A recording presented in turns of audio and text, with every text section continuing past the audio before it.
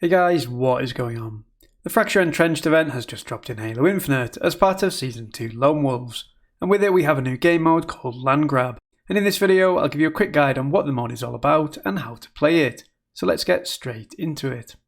On a high level, Land Grab sees 2 teams of 4 players contest 3 zones on a map, in a bid to capture them and score points. But how is that any different to Strongholds, I hear you ask?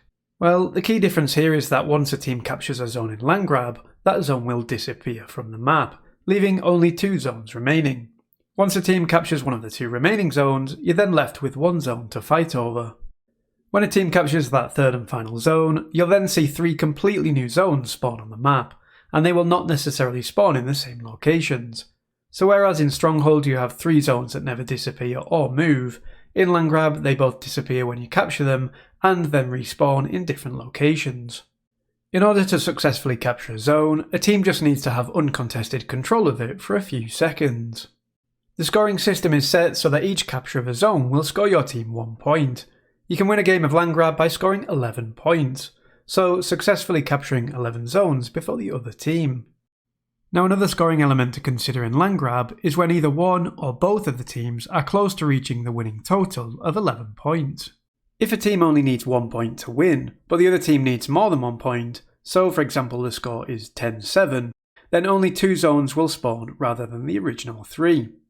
If however both teams are only 1 point from winning, so for example the score is 10-10, then you'll notice that only 1 zone out of a possible 3 will spawn. The reason for this is to ensure that the late game of a match of Land Grab keeps up the intensity and fighting. Because in reality, if both teams only need 1 point to win, they would likely just sprint to opposite ends of the map to capture whichever zone was closest to them, and there wouldn't be much of a fight to do so because multiple zones would be available.